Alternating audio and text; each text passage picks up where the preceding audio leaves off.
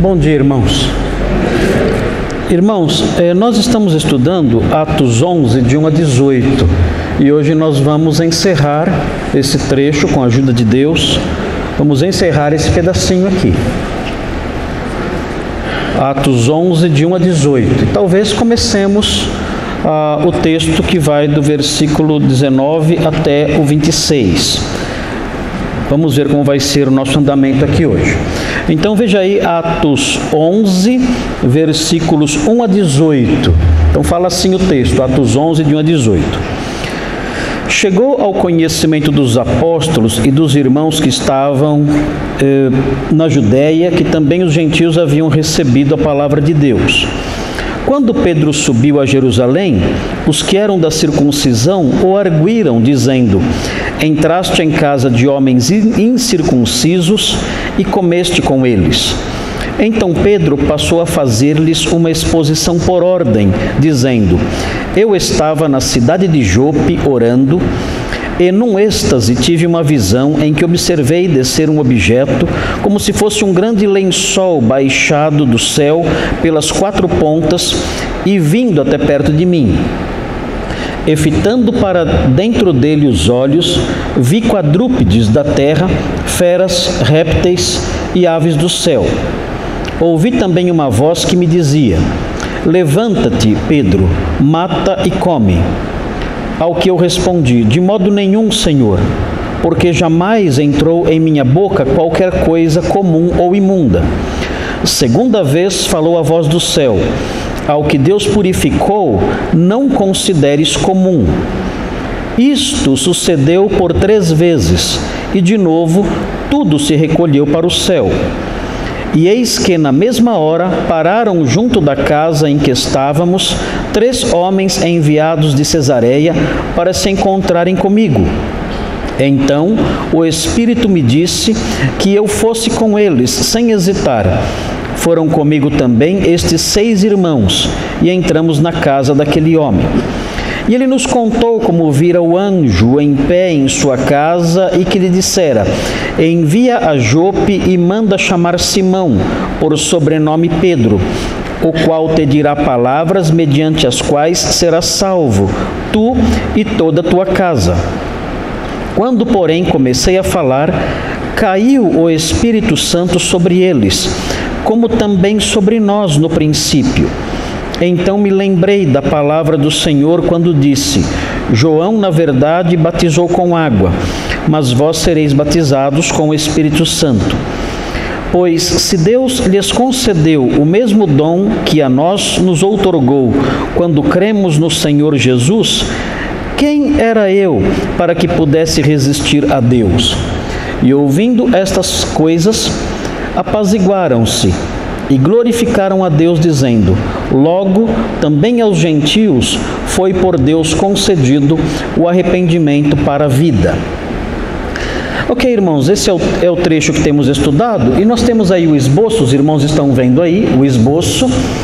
Estudamos nos versículos 1 a 3, os irmãos veem aí a falta, é uma lição que nós extraímos do texto como um todo, e reduzimos nessa frase a lição, que é assim: a falta de conhecimento mantém enérgicos os escrúpulos severos. Que são escrúpulos severos? Aquilo a que a pessoa se apega considerando aquilo certo e inegociável. Muitas vezes a falta de entendimento da pessoa faz com que ela se apegue a essas noções de certo e errado que não têm fundamento doutrinário, fundamento bíblico, fundamento na palavra de Deus. Ela se apega àquilo por questões de tradição, por questões de costume. É o que estava acontecendo com os judeus naqueles dias. Eles entendiam que não era permitido de forma nenhuma que um judeu entrasse na casa e comesse com um gentio. Para eles isso faria com que eles se tornassem pessoas cerimonialmente impuras. E então eles se apegaram a isso intensamente e condenaram Pedro porque ele entrou na casa de um gentio e comeu com eles ali. Então Pedro tivemos que partir, vemos na história, Pedro partiu para uma explicação, uma instrução do que Deus havia feito para curar a ignorância daquelas pessoas. Veja, a primeira lição fala a falta de conhecimento. Eles não entendiam, eles não sabiam, eles não conheciam os desígnios salvadores de Deus, que envolviam estender a sua graça àqueles povos que não eram judeus. Eles não entendiam isso, não tinham compreendido isso, ainda que nas suas escrituras houvessem muitas indicações, muitas passagens mostrando que o Senhor também é o Deus dos gentios e ele levantaria o Messias para ser luz entre os gentios. Mas eles não tinham esse conhecimento e por causa disso eles tinham enérgicos escrúpulos severos. E aí vem no texto a segunda lição que nós já estudamos também. A instrução paciente é o melhor remédio contra os escrúpulos severos. O que Pedro fez? Pedro não brigou com eles, ele não os chamou de ignorantes, dizendo, vocês são ignorantes, vocês não sabem nada, eu sou apóstolo, eu sei o que estou falando. Ele não fez isso. Ele pacientemente, com muito cuidado, com muita cautela, ele expôs os seus motivos, ele os instruiu, ele disse o que aconteceu. Ele disse, olha, eu estava em Jope e eu tive uma visão ali do céu. E ele começa então a sua narrativa, e nós vimos na semana passada, nós vimos que essa sua narrativa é repleta de indícios de que essa experiência foi proporcionada pelo próprio Deus. Ele menciona um lençol que desceu do céu, esse lençol é recolhido ao céu, ele fala de uma voz que veio do céu. Ele continua narrando a sua experiência, ele fala que aquele homem que o chamou foi instruído por um anjo, que aquele anjo disse que Pedro pregaria a ele palavras que seriam palavras de salvação para ele, para a sua casa. Então Pedro mostrou, olha, toda essa experiência que eu estou narrando para vocês, não foi algo da minha cabeça. Foi algo que o próprio Deus promoveu. Toda a história, o encontro, a visão, o que Deus fez no coração daquelas pessoas. E mais, a experiência que ele conta, a história que ele conta, culmina na descida do Espírito Santo sobre os gentios. Ele fala, olha, aconteceu com eles o mesmo que aconteceu conosco no começo. Ou seja, tudo que eu estou contando para vocês foi obra de Deus. Ele ensinou aqueles homens acerca disso, e mostrando que é essa instrução paciente o remédio para destruir, acabar com tradições falsas, com conceitos severos demais acerca de certas coisas, certos costumes, certas tradições. É a instrução que vai conduzir a uma mudança de mentalidade. Tem a última lição que está no versículo 18, que nós vamos ver agora, mas antes eu quero apontar para vocês um texto que eu anotei e que eu não falei na semana passada porque nós não tivemos tempo. Mas existe um texto no Novo Testamento que é o texto áureo, é o texto-chave, que ensina os crentes a lidar com essas questões. E é um texto que dá instruções adicionais. Aqui nós falamos sobre a instrução paciente. Como eu lido com pessoas que são apegadas a certas tradições, achando que quem não tem essas tradições está errado. Como eu lido com essas pessoas? Pedro aqui mostra. Uma das formas de lidar com essas pessoas é através da instrução. Então, eu encontro aqui alguém que era como meu avô. Eu já mencionei para vocês o meu avô como ele era. Meu avô, ele se converteu ainda novo no norte do Paraná. Ele era um homem simples, analfabeto, muito apegado ali ao catolicismo, a essas tradições todas. Ele e a minha avó se converteram lá no norte do Paraná, há 500 anos atrás. Então se converteu lá. E ele foi instruído dentro de uma visão uma visão batista, que trazia em seu bojo, em sua essência, algumas noções do puritanismo do século 17, 18, 19. Eram os missionários batistas que vieram para o Brasil e que tinham essas noções. E entre essas noções havia um conceito muito forte relacionado ao dia do Senhor. Porque dentro da mentalidade aliancista, batista e presbiteriana, existe um conceito muito elevado do domingo. Há o entendimento de que o domingo é o sábado cristão. Então, o judeu ele tinha o sábado dele, o quarto mandamento. Você não pode fazer nada no sábado. Para o judeu era assim. Você não podia nem caminhar, tinha até o limite de passos que você poderia dar. Os judeus eram muito rigorosos nessa questão. E os puritanos, os teólogos do século XVII, que desenvolveram a teologia calvinista depois da época de Calvino, eles entenderam que esse mandamento vigorava ainda. Eles entenderam que por estar nos 10 mandamentos, o quarto mandamento tinha que ser mantido. Porque no entendimento deles, a aliança mosaica ainda vigorava. E ainda vigora na mentalidade do aliancismo atual também. Então, se vigora, então tem que obedecer o quarto mandamento, guardar o sábado. Todo mundo tem que virar adventista. Mas o que aconteceu? Os puritanos entenderam assim, não é o sábado mais que nós guardamos agora o domingo. Por quê? Porque Cristo ressuscitou no domingo. Essa afirmação já era feita pelos teólogos na igreja antiga, na igreja primitiva. No século II, no século III, no século IV, os teólogos cristãos diziam isso. Nós guardamos o domingo porque é o dia em que o Senhor ressuscitou. É chamado dia do Senhor, inclusive no Novo Testamento. O Novo Testamento chama de dia do Senhor. Então entendiam, esse é o novo sábado, é o sábado cristão. Claro, não é isso. O dia do Senhor é porque o Senhor ressuscitou nesse dia, mas não é que é um sábado cristão. Aliás, nem os teólogos antigos criam que era o sábado cristão. Eles até desvinculavam o domingo do sábado. Os teólogos dos 2 primeiros séculos, 2, 3 primeiros séculos, eles desvinculavam o domingo do sábado, dizendo, nós não estamos imitando os judeus. Nós temos o nosso dia que não tem nada a ver com o dia dos judeus. Então essa era a visão deles. Mas isso se desenvolveu. E começaram a dizer, depois, mais tarde, com rigor maior, olha, o domingo é o sábado cristão e você tem que observar isso. E até hoje isso existe. Há pastores, eu conheci um pastor, que ele entende que você não pode fazer nada no domingo, nem cozinhar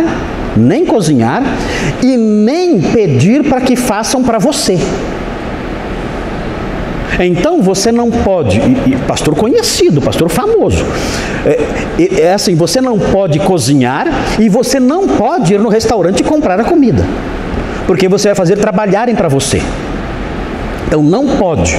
E se você é casado, você não pode ter relações com a sua esposa no domingo. Não pode. O domingo tem que ser guardado plenamente. Faça tudo no sábado e no domingo então você come, você desfruta lá do alimento que você fez. Então abasteça o carro no sábado, não no domingo, porque você vai fazer alguém trabalhar para você. É assim, é um rigor muito forte. E meu avô tinha essa visão. Meu avô era assim, então ele dizia, olha, Marcos, eu era garoto ali, eu começava a jogar bola no quintal, começava a chutar a bola no quintal, e ele me chamava, vem cá, o que é? Hoje é o dia do Senhor, não é dia de jogar bola. Mas vô, é um chute, não. Senta aqui comigo. Eu sentava ao lado dele e eu tinha que assistir o programa evangélico da Igreja Batista de Vila Mariana, do pastor Rubens Lopes, que falava 10 palavras, eu não entendia nenhuma. Ele tinha um vocabulário muito rebuscado, eu não conseguia entendê-lo. Ele ficava lá pregando, eu ficava lá. E a bola lá fora. E a molecada brincando. Eu ali. Porque era domingo e era o dia do Senhor e eu não podia de jeito nenhum fazer nada naquele dia. Aí ele começava a dormir. E eu lá assistindo o programa sozinho. Dormir pode, né, velho? Dormir pode. E eu ali. Então, o que acontecia com meu avô? O que acontecia com meu avô é que ele tinha esses escrúpulos severos. E o que poderia corrigir meu avô? Era um crente, morreu na fé, meu Deus, ele era um homem extremamente zeloso. O meu avô, ele saía para ir para a igreja no Paraná, no meio do mato, de noite, com 4 filhos pequenos, carregando ali no colo e com uma espingarda na mão, para afastar ataques de onças.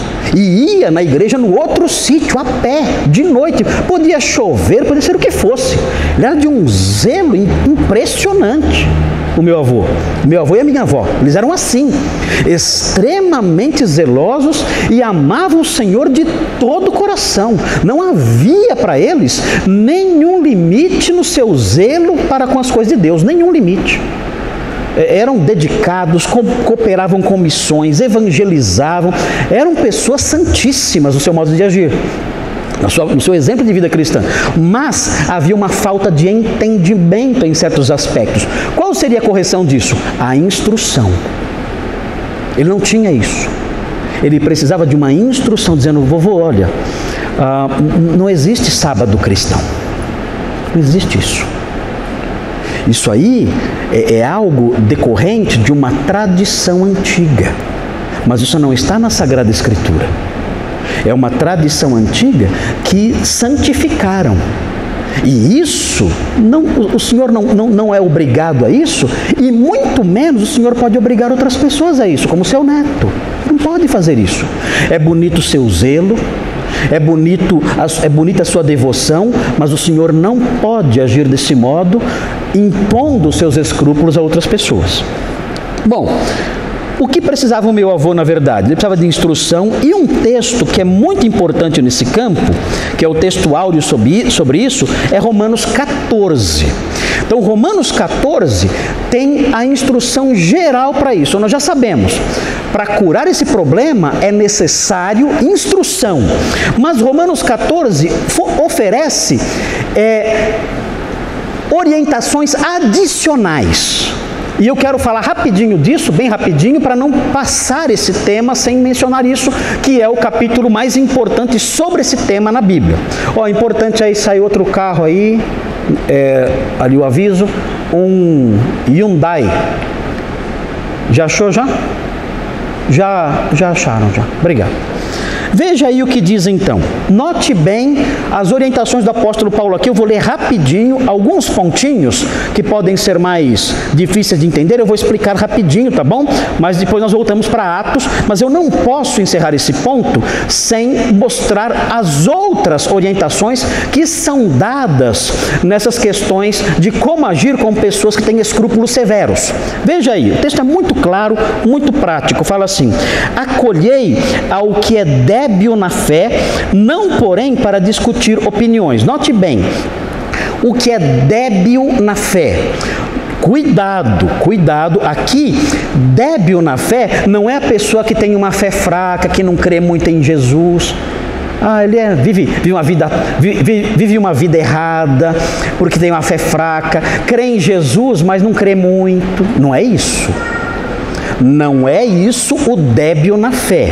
Aqui, a fé não é algo subjetivo, algo que a pessoa tem dentro dela. Aqui, é a fé no sentido de o conjunto de verdades em que a pessoa crê. É o grupo de verdades, de proposições que ela aceita. Essa é a sua fé. Há pessoas que têm um conjunto de verdades que é frágil. Há pessoas que têm um conjunto de crenças que é frágil, que não tem forte embasamento, que são coisas mais fundamentadas na cabeça dela e nas tradições dela. Esse é o frágil na fé. Não é a fé em Jesus, a fé salvadora, não. É o conjunto de verdades que ela tem. Ela não entende a fé sólida. Ela não entende as proposições da fé madura. Ela não entende isso. Veja a sequência. Não é para discutir, e veja, agora vem aqui. Um crê que de tudo pode comer. Esse é o que não tem os escrúpulos severos. Pode comer carne de porco? Manda 2 costelas, né, agora, né, sem problemas. Eu como tudo. Carne de porco, de vaca, de carneiro, de jacaré, o que vier eu como. E veja o débil. Quem é o débil? É o que tem uma fé fraca, é o que tem um entendimento fraco. O conjunto de crenças dele é fraco. O que ele faz? Ele come o quê? Ele é vegano. Ele é vegano. Ele não tem entendimento. O grande problema do vegano é esse: ele não entende. Ele não sabe. Claro, eu nunca conheci um crente vegano. Geralmente o vegano é incrédulo, então ele já não sabe nada mesmo. Mas crente vegano talvez exista, não sei. Mas por que ele faz isso? Se ele existir, qual é o problema dele? Ele não entende. Ele precisa de instrução paciente. Para ele sair do chuchu e chegar na picanha, você tem que suar, né? Se bem que a hora que ele sentir o cheirinho ajuda um pouco, né? Mas ele tem que suar, você tem que suar para instruí-lo, para que ele possa entender. É difícil. Então é disso que está falando o texto aqui. De pessoas assim, que têm esses escrúpulos. Esse homem tem um escrúpulo severo. Ele crê que só pode comer vegetais. Ele é vegetariano ou vegano, não sei. Mas ele entende assim. Quem eram essas pessoas? É possível que fossem os judeus. Os judeus tinham sérios escrúpulos em relação a alimentos. Já os gentios, comia qualquer coisa, que nem chinês. Catava taturana e enfiava na boca e comia. Não tinha problema nenhum. Então veja aí. Olha o 3. Olha aqui a orientação prática que vem aqui. Quem come, não despreze o que não come. E o que não come, não julgue o que come. Note bem, julgar aqui não é só você avaliar a pessoa, é você avaliar e condenar. Então, veja que Paulo está ensinando aqui, ele está dizendo o seguinte: olha, se você tem esses escrúpulos, ou não os tem, não é certo você desprezar a pessoa que tem ou desprezar a pessoa que não tem. E também não é certo condenar a pessoa que tem ou condenar a pessoa que não tem. Não façam isso. Ele explica aqui. Não faça isso. Por quê? Porque o próprio Deus acolheu essas pessoas. Deus acolheu essas pessoas. Como é que você vai desprezá-las? Como você vai rejeitá-las, humilhá-las, se Deus as acolheu? E ele prossegue: quem és tu que julgas o servo alheio? Para o seu próprio Senhor está em pé ou cai, mas estará em pé, porque o Senhor é poderoso para o suster. Ou seja, em vez de desprezar a pessoa, acolha essa pessoa. Tem a orientação para instruí-la, como aprendemos aqui, mas tem orientação também para acolher essa pessoa, não desprezá-la, não humilhá-la, não condená-la. Agora, prestem atenção no que eu vou dizer agora. Se essa pessoa age assim, ela não come certos alimentos, porque ela tem certos escrúpulos pessoais, então essa é a orientação dada. Não despreze essa pessoa. Ela acredita que não pode comer isso. Ela acredita que não pode comer essas coisas, que não pode beber essas bebidas. Ela pensa assim. Não despreze essa pessoa. Ela está agindo assim, tentando honrar a Deus. Então você não pode desprezá-la. Agora note bem, se ela fizer isso para ir para o céu, aí a conversa muda. Aí não é questão de escrúpulos. Eu já disse isso aqui. Aí é questão dela tentar ser salva pelas obras. Aí não. Aí você não vai dizer, não, está tudo bem. Aí não. Aí ela está desprezando a cruz de Cristo. Ela está dizendo que a cruz de Cristo não é suficiente para salvar. Ela está dizendo, olha, para ir para o céu, eu tenho que crer em Cristo e comer legumes. Aí eu vou para o céu. Para ir para o céu eu tenho que crer em Cristo e comer só chuchu, porque senão eu vou para o inferno. Se ela pensa assim, aí não. Aí a conversa é outra. Aí você vai dizer, olha, isso aí é pecado que você faz, porque você está comprando a salvação por meio da dieta. Isso é uma afronta contra Deus, você tem que abandonar isso agora. Mas não é o caso aqui em Romanos 14, aqui não. Aqui eram pessoas que criam em Cristo só para a salvação. Era uma questão de costumes, de convicções ligadas ao comportamento. É só isso, não é questão de salvação aqui, tá bom? Quando é questão de salvação, aí o apóstolo Paulo dá bronca, que é o caso em Colossenses, por exemplo, em Hebreus também, em Gálatas também, aí era questão de salvação, aí Paulo dava bronca. Agora vejam aqui onde entra o meu avô. Olha o meu avô aqui. 5. Um faz diferença entre dia e dia. É o meu avô. Olha a sequência. Outro julga iguais todos os dias. Era eu. Eu nem sabia, mas era eu. Para mim, tudo igual. Jogar bola na segunda, na terça, na quarta, domingo, na Páscoa, na Sexta-feira Santa, da Paixão, sei lá. Tudo bem, sem problema nenhum. Olha só. Cada um tem a opinião bem definida em sua própria mente. Ou seja, não tenha dúvida sobre isso. Não haja com medo. Porque se você agir com medo, você vai se condenar naquilo que aprova. E não vai agir com base na convicção da fé. E aí vai ser pecado. Não é certo isso. Então, se você tem essas convicções, ok. Então, que isso fique bem claro na sua mente para você não agir na dúvida. E aí diz no 6, quem distingue entre dia e dia, para o Senhor o faz. E quem come, para o Senhor come, porque dá graças a Deus. E quem não come, para o Senhor não come, e dá graças a Deus. Porque nenhum de nós vive para si mesmo, nem morre para si. Porque se vivemos, para o Senhor vivemos. Se morremos, para o Senhor vivemos. Quer pois vivamos ou morramos, somos do Senhor. Está dizendo, olha, a nossa vida é dele. A nossa vida é dele. Então não julgue seu irmão. O que ele está fazendo, o que meu avô estava fazendo, é para a glória de Deus. Então não ataque, não julgue, não despreze. Ele está fazendo isso para a glória de Deus. Ele é fraco na fé? É fraco. Ele acha que um dia é especial mais do que os outros. E isso é um entendimento ruim, um entendimento fraco.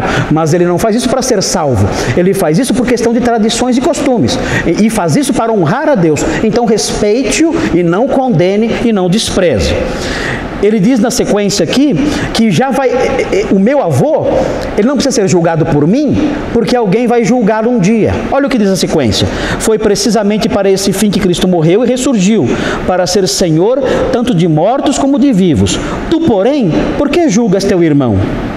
E tu, por que desprezas o teu? Pois todos compareceremos perante o tribunal de Deus, como está escrito, por minha vida, diz o Senhor, diante de mim se dobrará todo o joelho e toda língua dará louvores a Deus. Assim, pois, cada um de nós dará contas de si mesmo a Deus. Eu não preciso julgar o meu avô e condená-lo e desprezá-lo. Por quê? Porque ele já tem um juiz. E ele, inclusive, já compareceu diante desse juiz. E prestou conta já diante desse juiz. Ele não precisava de um juiz adicional. Eu não precisava. Então, essa deve ser a mentalidade. É assim que devemos entender. Se alguém tem escrúpulos ligados a costumes, ligados a certos hábitos pessoais, nós não podemos desprezar essa pessoa, não podemos condená-la, não podemos agir com desprezo, porque essa pessoa está fazendo isso para a glória de Deus. Ela vai dizer, olha, eu entendo assim, e a minha consciência me incomoda se eu fizer o contrário, e eu não condeno você, se você tem a sua consciência que funciona de outra forma, não tem problema, mas eu não condeno ninguém, mas eu tenho as minhas convicções, e é assim que eu ajo. Ok. Deixa essa pessoa em paz, não vai discutir opiniões, não vai brigar com ela. Então, essa é uma orientação importante que a palavra de Deus dá. Eu vou instruir, posso instruir? Posso instruir pacientemente. Mas isso dentro de um contexto pacífico, tranquilo e respeitoso. Aquela pessoa não está buscando ir para o céu por meio disso. Ela está tentando agradar a Deus por meio dessas coisas. Na cabeça do meu avô, ele realmente estava fazendo a vontade de Deus e a consciência dele estava tranquila ao não trabalhar, ao não fazer nada no domingo. O erro dele estava em impor isso a mim. Ele não podia impor isso a mim, me obrigar a isso. Isso eu não podia fazer. Muito bem. Agora, na sequência, aí, o texto não é muito grandão, não. ele já entra na sequência aqui, ele já explica outras coisas. Ele fala algo mais acerca de como agir com essas pessoas. É aí que vem a parte mais difícil. Então, primeiro, eu não vou julgá-las, desprezá-las e humilhá-las. Não vou fazer isso. Ah, então tá fácil. Essa parte realmente é fácil. É fácil. Se eu puder instruí-las, ótimo, é um pouco mais difícil. Leva tempo. Pedro aqui foi muito paciente na instrução. Mas agora vem uma parte que é mais difícil. Agora aqui vai entrar um procedimento que Paulo manda fazer, que aí é mais complicado. Olha só, não nos julguemos mais uns aos outros, pelo contrário, e aí vem, tomai o propósito de não pôr de tropeço ou escândalo ao vosso irmão. O que é tropeço ou escândalo? Tropeço ou escândalo significa, nesse contexto aqui, o significado pode variar dependendo do contexto em que aparece. No contexto aqui, significa deixar a pessoa triste, entristecer. Paulo está dizendo, olha, tome cuidado para não entristecer o seu irmão nesse campo. É aí que fica a coisa mais difícil. Mas como eu vou agir então? Veja, olha só como é na prática. Fala assim, eu sei e estou persuadido no Senhor Jesus de que nenhuma coisa é de si mesma impura. Ou seja, eu posso comer qualquer coisa? Tem algum alimento impuro? Tem? Não. Naqueles dias em Corinto, onde Paulo estava quando escreveu essa carta, ele estava em Corinto. As pessoas tinham dificuldade, algumas pessoas tinham dificuldade de comer carne do açougue, porque a carne do açougue, antes de ir para o açougue, tinha sido sacrificada aos ídolos. Então, muitos crentes falavam assim, olha, eu não vou comer isso aí não. Por quê? Porque isso é carne de macumba. Para outra era normal. Para outra era normal. É pecado comer galinha de macumba? É pecado? Lá em casa tem macumba toda sexta-feira, porque eu moro num cruzamento. Já achei um monte de galinha preta lá. Um monte. Tem até dó porque elas ficam lá, né? Tem até vontade de fazer uma galinhada, às vezes, porque ficam lá, desperdício. Seria pecado eu pegar e comer uma galinha daquela? É pecado? Não, é de macumba. Vai amaldiçoar minha casa, galinha preta vai amaldiçoar minha casa. É pecado? Não. Quem fez a galinha? O que é mais forte, a macumba ou a oração do crente que santifica o alimento? O que é mais forte? O que é mais forte? Gente do céu. Isso é uma matéria boba até dizer isso aqui. Claro, se eu orar a Deus, Senhor, estou morrendo de fome, manda alguma coisa para eu comer. E no outro dia tem farofa e galinha lá na... Para mim é resposta de oração. Eu vou chutar a pinga, vou chutar o charuto, mas a farofa e a galinha, é resposta de oração. E a minha oração vai santificar aquele alimento. E o Senhor vai me sustentar por meio daquilo, e louvado seja Deus. Agora, para muitas pessoas, olha, não é que eu vou para o inferno se eu comer, mas a minha consciência não permite, porque isso foi oferecido para demônios. Ok. Essa pessoa tem um entendimento fraco, mas eu não posso desprezá-la e humilhá-la. Sim, Tiago.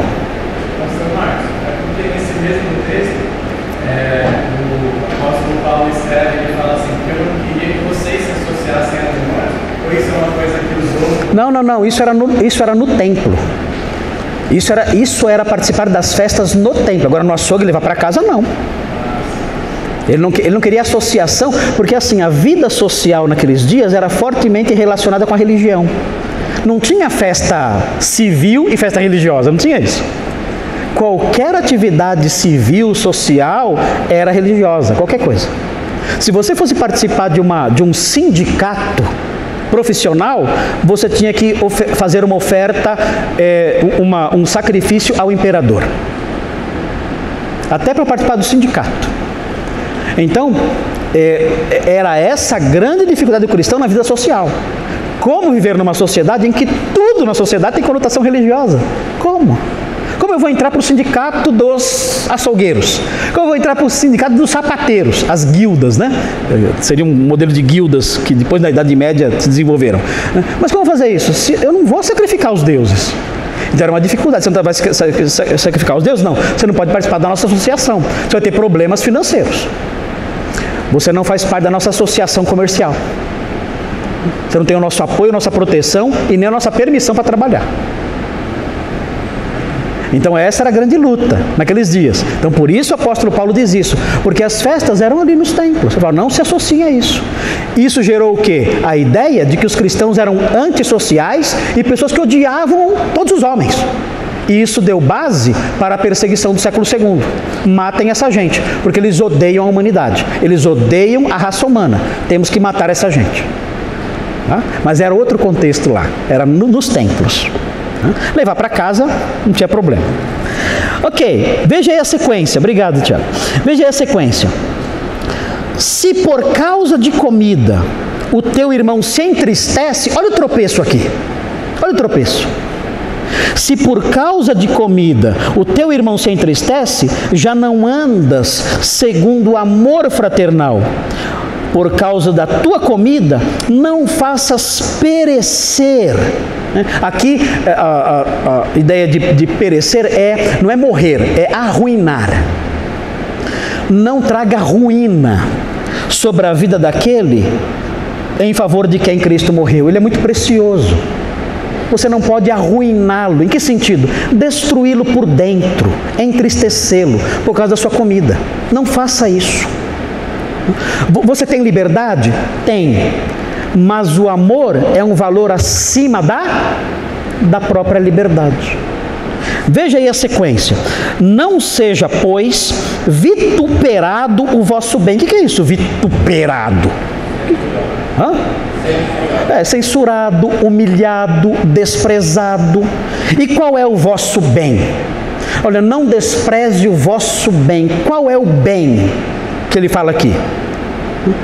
É a alegria dos irmãos. Não despreze, não ataque a alegria dos irmãos. Não deixe que a sua liberdade, que é um outro bem, seja atacado e desprezado.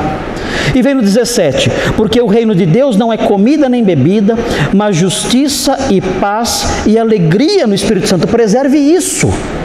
Aquele que deste modo serve a Deus, a Cristo, é agradável a Deus e aprovado pelos homens. Assim, pois, seguimos as coisas da paz e também as da edificação de uns para com os outros. Não destruas a obra de Deus por causa da comida. Todas as coisas, na verdade, são limpas, mas é mal para o homem o comer com escândalo, ou seja, o comer gerando tristeza nos outros. É bom não comer carne, nem beber vinho, nem fazer qualquer outra coisa com que teu irmão venha tropeçar. E aí tem uma variante, ou se ofender, ou se enfraquecer. A fé que tem-na para ti mesmo perante Deus. Bem-aventurado é aquele que não se condena naquilo que aprova, mas aquele que tem dúvidas é condenado se comer, porque o que faz não provém de fé, e tudo que não provém de fé é pecado. Bom, a segunda orientação dominante aqui é a seguinte: se você sabe que o seu irmão tem escrúpulos severos num certo campo, evite entristecê-lo. Não coloque a sua liberdade acima do amor. Não faça isso. Preserve a alegria dele, porque ele é precioso. Cristo morreu por ele. Ele é mais precioso do que o seu alimento. Ele é mais precioso do que a liberdade que você tem. Então, haja com amor a ele. Então, eu vou na minha casa, eu sei, o meu avô, ele fica escandalizado se eu fizer qualquer trabalho no domingo. Ele não entendeu isso, que eu posso fazer algum trabalho no domingo. Ele não entendeu, não consegue compreender isso. O que eu vou fazer então? Eu vou na casa dele, e lá na casa dele, eu vou evitar fazer qualquer trabalho. Por quê? Eu sou livre para trabalhar? Sou. Sou livre para fazer o que eu quiser? Sou. mas eu não vou humilhá-lo, não vou desprezá-lo e não vou fazer nada que o entristeça. Então, se chegar alguém lá e falar assim para mim: Marcos, você pode me ajudar aqui, trocar essa lâmpada e fazer uma limpeza aqui nesse lugar? Eu vou dizer: olha, não, hoje eu não vou fazer isso, porque o meu avô, ele tem um entendimento de que hoje não devemos fazer isso, eu quero respeitar, não quero ferir os escrúpulos do meu avô. Eu sou livre para fazer o que eu quero, mas eu abro mão da minha liberdade para não escandalizá-lo. Então esse é o comportamento correto, é a parte mais difícil. Imagine, o apóstolo Paulo fala que deixaria até de comer e beber, para não escandalizar o irmão. Eu sei que ele, meu irmão, fica escandalizado com aquela comida. Eu então não vou comer aquilo, para que ele não fique escandalizado, porque a alegria e a paz dele é mais importante do que o meu paladar e do que a minha liberdade. Então, quais são as orientações gerais em relação a isso? Importante, a instrução paciente, como Pedro agiu aqui. Segundo, não desprezar a pessoa, não humilhá-la, não diminuí-la, não brigar com ela, ficar discutindo com ela, não fazer isso. Terceiro lugar, abrir mão da sua liberdade, para que ela não se entristeça, para que ela não tropece e se sinta ferida e machucada pela sua liberdade. A sua liberdade, ela tem um limite. E qual é esse limite? É o amor. Você não pode usar a sua liberdade de tal modo que o amor seja desprezado. Ok? Então aqui Romanos 14 dá essas diretrizes gerais, eu queria compartilhar com vocês rapidinho, para que vocês soubessem como lidar com isso. Há escrúpulos hoje em dia? Sim, há vários, né? Há vários irmãos que têm escrúpulos assim. Nós temos que ser cautelosos. Há irmãos que se escandalizam. Eu me lembro que uma vez, num dia da alegria, os irmãos foram fazer churrasco e serviram a carne mal passada. E aí escorreu sangue da carne. E os irmãos estavam comendo a carne com sangue. E aí um irmão disse que ele não fazia isso, porque a Bíblia proibia comer carne com sangue, porque ele dizia que a vida estava no sangue. Então isso faz com que nós não possamos comer carne com sangue. E nesse dia ele comeu carne com sangue, porque eu sentei com ele numa mesinha, eu expliquei para ele o que isso significava. O que significava a vida estar no sangue? Não é que você pega o sangue, coloca no microscópio, e aí você encontra lá célulazinhas, né? Partículazinhas de vida. Não é isso. Vida é um conceito espiritual. Não tem substância, não tem moléculas ali de vida. Não existe isso. O que significa a vida estar no sangue? Isso era um conceito ligado à prática levítica. Como assim a vida está no sangue? Significava o seguinte: olha, a minha vida está no sangue daquele animal. É porque ele morreu que eu estou vivo. Esse era o sentido. Não é que se você pegar o líquido e colocar no microscópio vai encontrar a vida lá dentro. Não é isso. Não é isso. Tem coisas que têm vida e não tem sangue. Pernilongo tem sangue? Tem o meu. Árvore tem sangue? Não. Há vários seres vivos que não têm sangue. Como a vida está como uma substância lá no sangue, não existe isso. A ideia é uma ideia levítica. Quando o sangue era derramado, o israelita dizia: a minha vida está ali. Eu só estou vivo porque aquele sangue foi derramado. Quando acabou o sistema levítico, isso ficou para trás. Então nós podemos sim comer carne com sangue. Pode comer picanha mal passada sem problema nenhum. Eu expliquei isso para esse irmão, calmamente ali. Não demorou muito. Eu expliquei para ele, mostrei para ele tudo isso. Ele: eu não sabia disso. Eu não sabia. E aí, até me arrependi, porque ele acabou com toda a comida que tinha lá. Comeu toda a carne mal passada que tinha no dia da alegria. Muito bem. Então, nós temos aqui essas orientações. A primeira delas, nós temos ali a instrução paciente. Segunda, não desprezar, não discutir e desprezar e brigar com a pessoa. Não impor para a pessoa a nossa opinião. Não fazer isso. E terceiro lugar, abrir mão da liberdade, para não entristecer a pessoa, para que ela não seja afetada no seu coração negativamente pela liberdade que eu tenho. Eu não posso fazer isso. O amor está acima da liberdade. Tudo bem? Entenderam isso? Tranquilo? Ok. Vamos então seguir em frente, rapidinho aqui, que nós temos agora, vamos terminar o nosso ponto aí em Atos 11, é o último versículo, né? O último versículo, encerrando esse texto, e depois vamos entrar no texto seguinte, se o tempo permitir. Então, diz assim, Atos 11,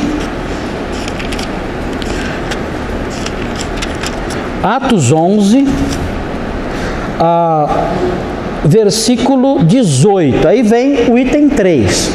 A paz e o louvor são os substitutos ideais para os escrúpulos severos. Ok? A paz e o louvor são os substitutos ideais para os escrúpulos severos. Quando a pessoa abandona esses escrúpulos severos, o que tem que ocupar o coração dela? Paz e o que mais? Louvor. Então aquele irmão no dia da alegria, o que deveria ocupar o coração dele depois que eu expliquei tudo para ele? Paz e louvor. Olha, que bom, eu vou comer essa carne, dádiva do Senhor, eu vou comer isso com o coração em paz com os meus irmãos que estão comendo. Antes eu estava olhando para eles meio de rabo de olho.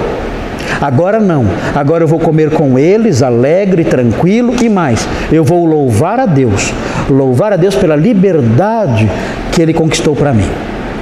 Eu vou louvar a Deus pela liberdade que Ele conquistou para todos nós aqui. Então, a paz e o louvor vão ocupar o lugar dos escrúpulos severos. Veja aí o que diz o versículo 18. E ouvindo eles estas coisas, olha o que vem, agora vem aí 3 verbos. Vejam os 3 verbos que aparecem aí. Primeiro, eles, o que aconteceu? Apaziguaram-se, ou seja, havia ali um potencial de briga. Havia ou não havia? Havia. Olha como a coisa começou. Olha o versículo 3. Entraste em casa de homens incircuncisos e comeste com eles. Era uma acusação dupla contra Pedro e uma acusação contra os hóspedes de Pedro também. Eles são chamados de incircuncisos. E Pedro é acusado de entrar na casa e comer. Eles chegaram com toda a força, dedo em riste, acusando. Você, quem diria, hein? Um apóstolo. E de verdade. Não é como os outros lá do Brasil. Um apóstolo mesmo. O que você tem na cabeça?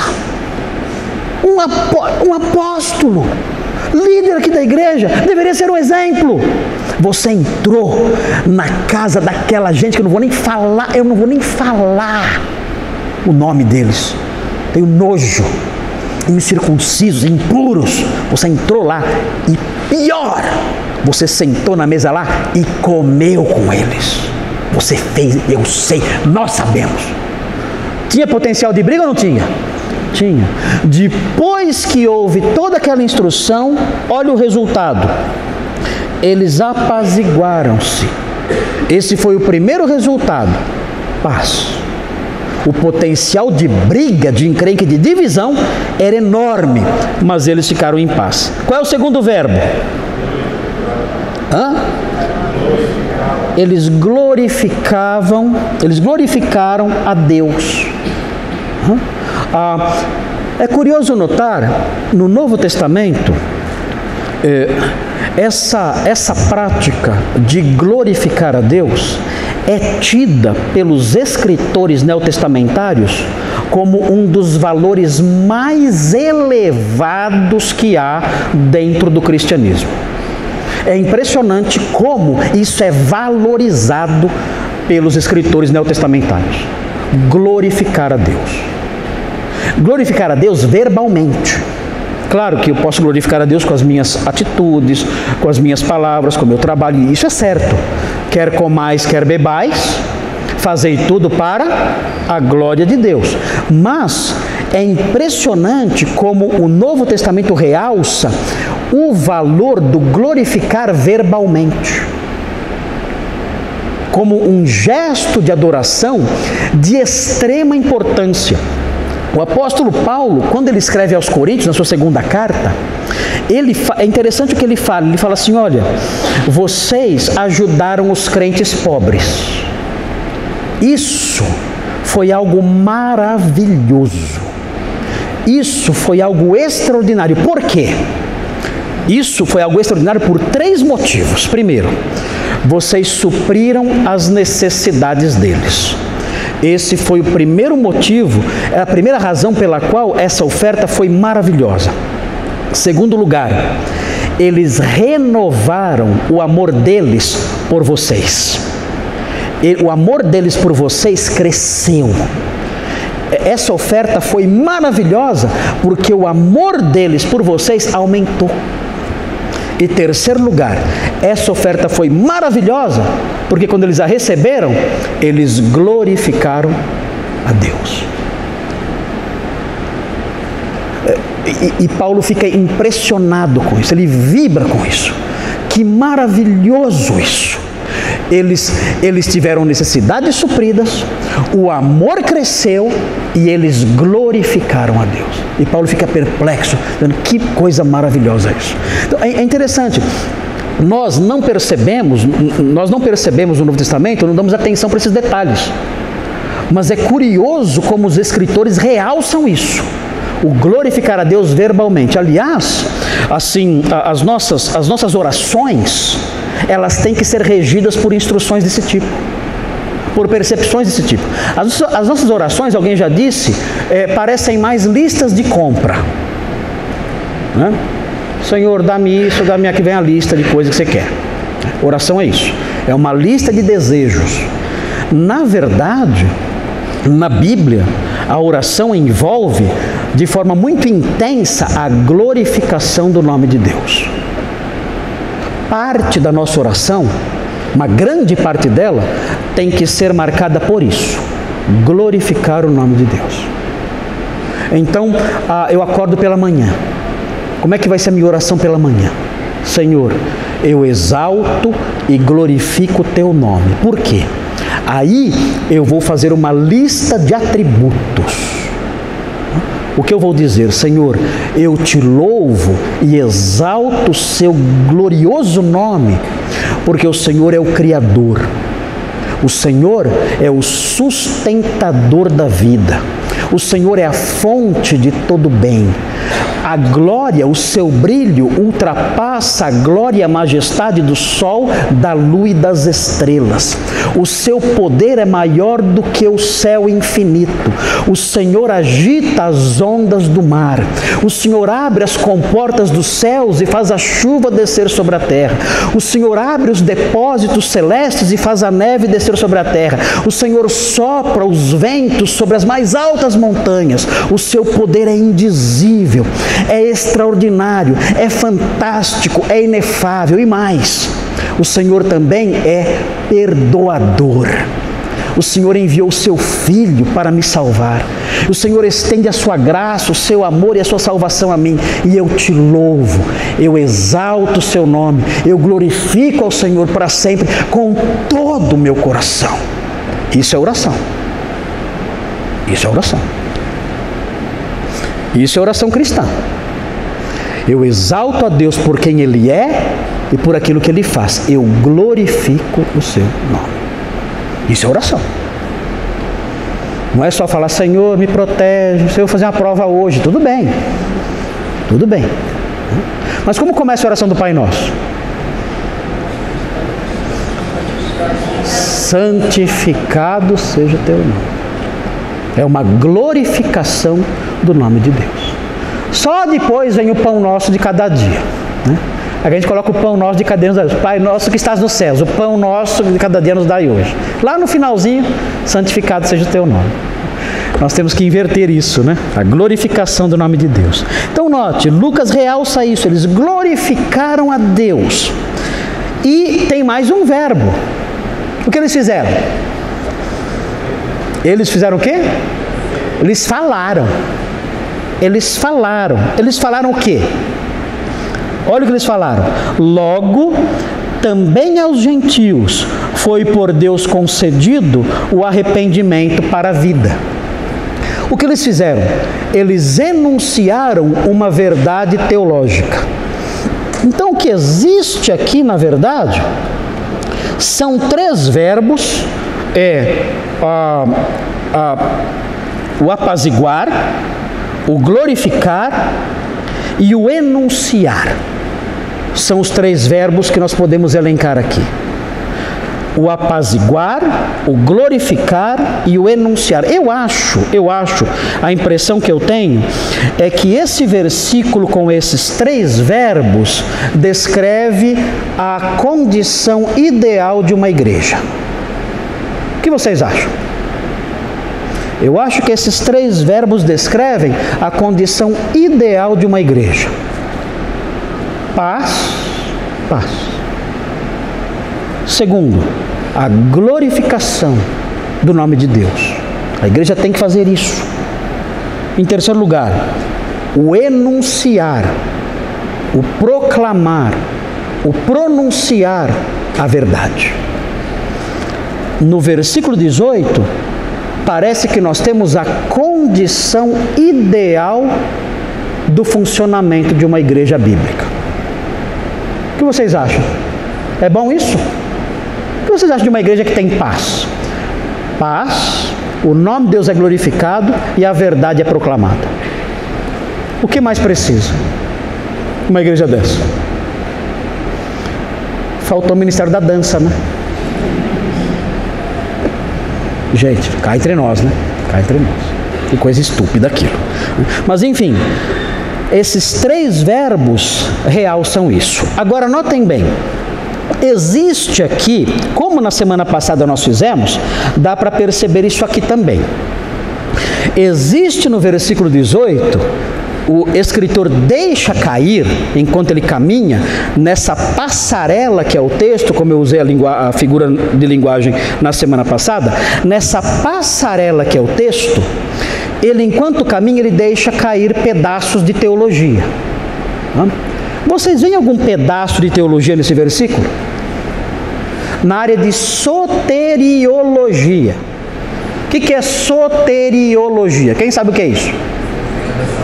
A doutrina acerca da salvação. Isso é soteriologia.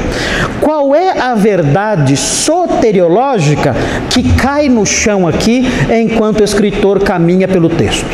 Qual é? Quem é a fonte do arrependimento de acordo com esse versículo? É o meu coração? É? O meu coração é a fonte secundária. Claro que o arrependimento nasce no meu coração, claro. Mas ele é a fonte secundária. Quem é a fonte primária? Deus. É Deus quem planta ali o arrependimento. Quem se arrepende? Eu me arrependo. Meu coração é uma fonte também, mas é uma fonte secundária. Primeiro, o arrependimento nasce na ação de Deus. Deus realiza ali aquela obra, a pessoa se arrepende.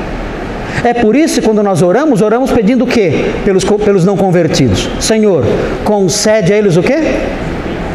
Concede a eles o arrependimento. Por quê? Porque nós sabemos que Deus é a fonte do arrependimento. Se Ele não agir, o que vai acontecer? Nada. Nada. Então, há uma verdade teológica muito importante aqui. A fonte do arrependimento é Deus. Isso vai influenciar a nossa oração, a nossa pregação. Quando eu pregar o evangelho para alguém, o que eu vou fazer? Você tem que aceitar, senão você vai ver e você vai para o inferno. Eu tenho que brigar com a pessoa? Não. Porque a fonte do arrependimento é Deus. Eu vou pregar o evangelho e vou orar. Senhor, abençoa para que essa pessoa se arrependa de acordo com a sua vontade. O Senhor é a fonte do arrependimento, não eu. Eu preguei o evangelho, agora a obra é do Senhor.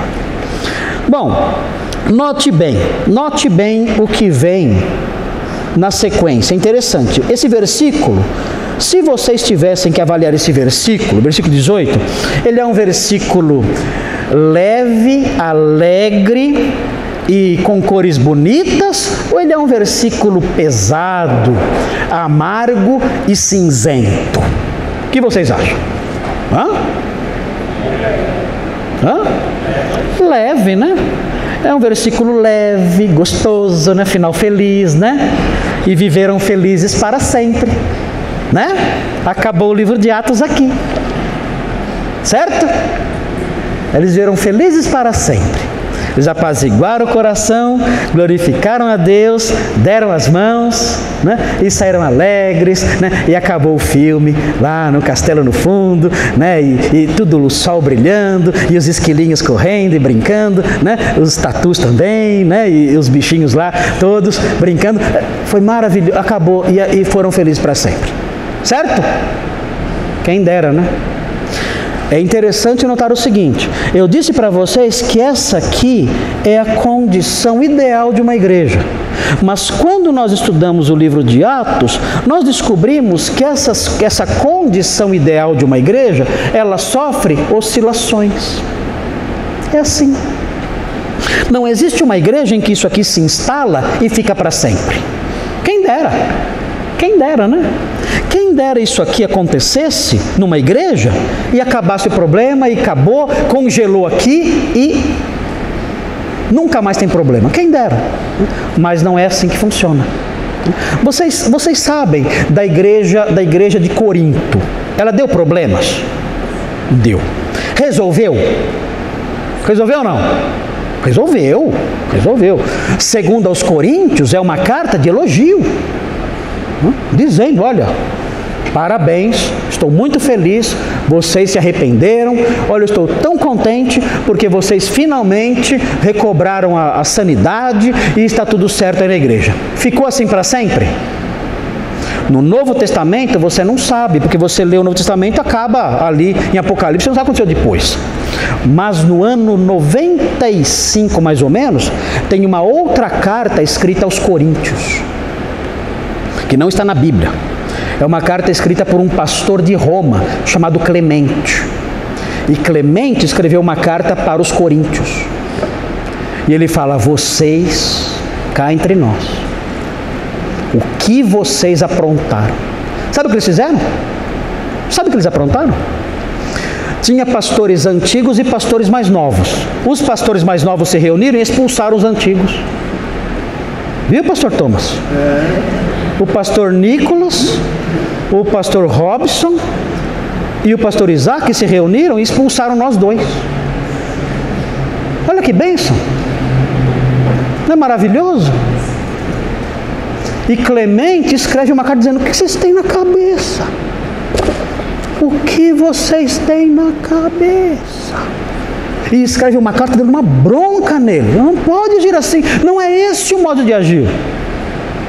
Mas tinham criado uma grave crise na igreja por causa de inveja, competição e coisas desse tipo. Então o que nós aprendemos? Nós aprendemos que as igrejas, elas chegam nesses pontos de tranquilidade, de glorificar o nome de Deus, de proclamar, mas isso sofre oscilações. Olha o que acontece no capítulo 15. Olha o que acontece no capítulo 15. Olha só. Olha o que acontece. Lembram lá que eles entenderam que os gentios tinham sido aceitos, que não tinha problema, estava tudo bem, Deus concedeu arrependimento aos gentios, gentil não precisa virar judeu, Deus aceitou os gentios sendo incircuncisos, e Deus aceitou. Como é que nós sabemos que Deus aceitou eles sendo incircuncisos? Eles receberam o Espírito Santo sem serem circuncidados. Então, tudo isso eles deixaram de lado, aprenderam a verdade e tudo correu bem, e o capítulo 11 mostra isso, é uma maravilha, termina legal a história. Agora no 15, olha só, 15. Depois da viagem missionária de Paulo, o que aconteceu?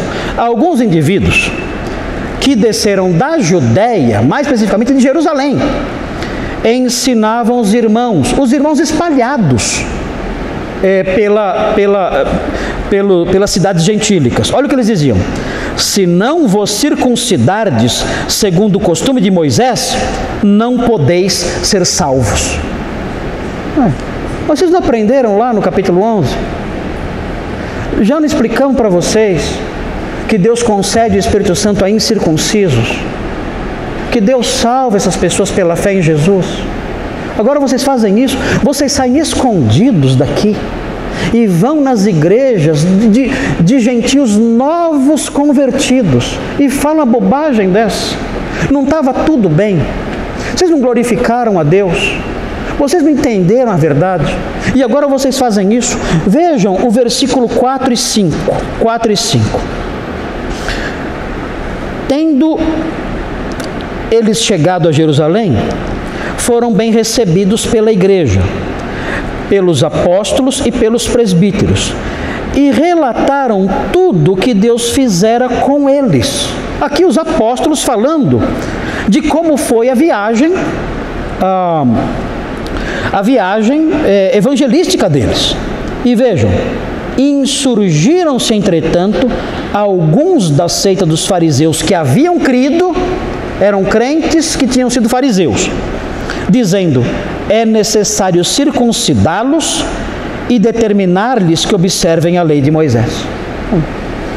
Pegaram o problema já resolvido e levantaram de novo. Acabou o sossego da igreja de novo. E desta vez o problema foi tão grave, que a igreja teve que se reunir num concílio, num grande concílio, com todos os apóstolos, toda a igreja reunida, todos ali juntos, os pastores todos, para resolver essa questão. Porque o problema tomou um vulto imenso, e só depois desse concílio o problema foi resolvido. E foi resolvido em termos, porque o problema da judaização do cristianismo continuou até o século II. Não se resolveu totalmente ainda aqui. Então, é importante nós entendermos essa realidade. A igreja, ela pode chegar num estágio de tranquilidade, de paz, de proclamação, mas isso não significa que esse estágio é definitivo. Sempre haverá ali alguém com alguma coisinha no coração que poderá trazer problemas. Bom, isso vai chegar a hora de vermos melhor no capítulo 15 ainda. O que temos na sequência aqui é um novo bloco, e esse novo bloco vai até o versículo 26. Eu tenho aqui o esboço, é um esboço de 4 partes, mas já são quase 11 horas, não vai dar tempo de eu apresentar para vocês. Na semana que vem, eu vou então apresentar o esboço, é um esboço de 4 partes, que vai do versículo 19 até o versículo 26, que mostra a expansão do evangelho entre os gentios depois da conversão de Cornélio. Cornélio se converteu? Se converteu. Ele era gentil? Era. Os seus parentes e amigos se converteram? Também. Os gentios começaram a ser acolhidos na igreja. Maravilhoso isso. Agora, o 19 ao 26 mostra o quanto isso se expandiu. Os gentios vão começar a se converter aos montes.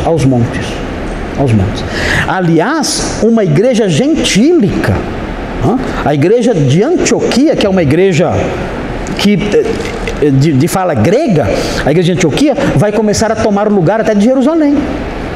Ela vai tomar destaque a partir de aqui, enviando os missionários para pregar o evangelho em todo o mundo. Então, aqui o versículo 19 até o 26 mostram isso, a expansão do evangelho entre os não-judeus. E foi uma expansão impressionante. Foi algo assim que muitos se converteram ao Senhor naqueles dias. Mas nós veremos isso na próxima semana, na sequência aí do livro de Atos.